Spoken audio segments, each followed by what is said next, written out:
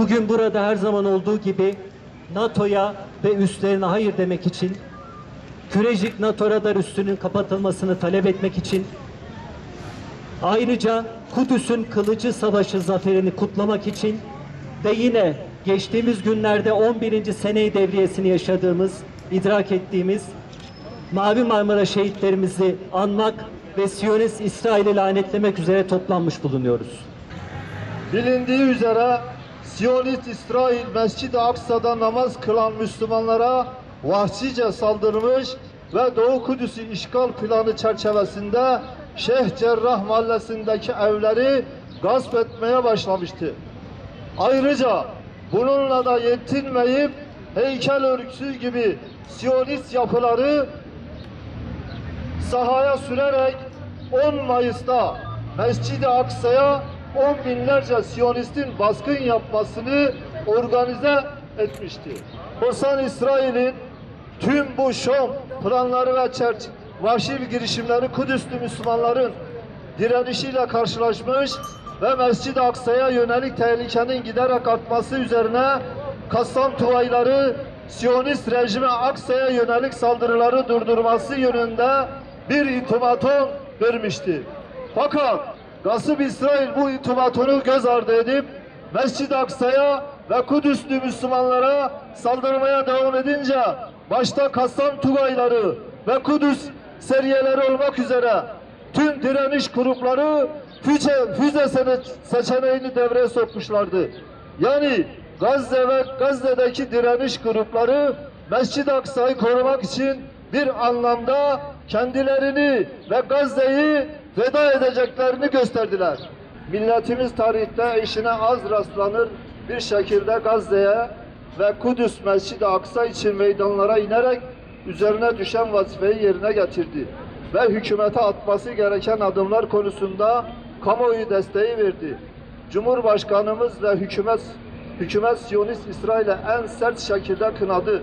Fakat bu katil rejime gereken dersin anlayacağı dilden verilmesi gerek. Çünkü Siyonist İsrail, rahmetli Necmettin Erbakan hocamızın da buyurduğu gibi sözden ve kınamadan anlamıyor. Güçten ve yaptırımdan anlıyor.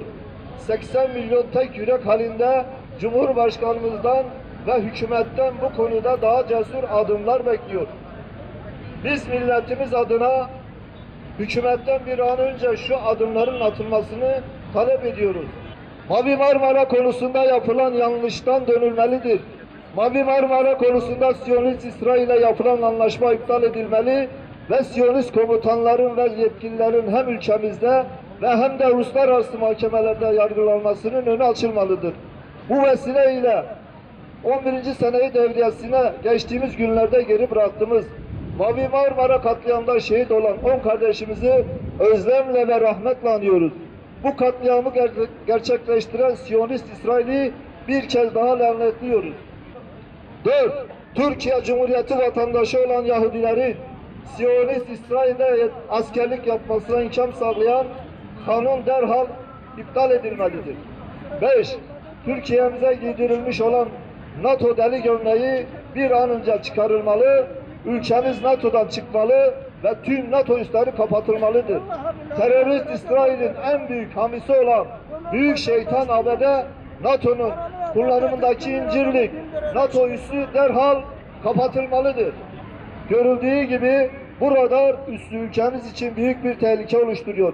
Bu yüzden Kürecik NATO radar üssü hiç vakit kaybetmeden sökülmeli.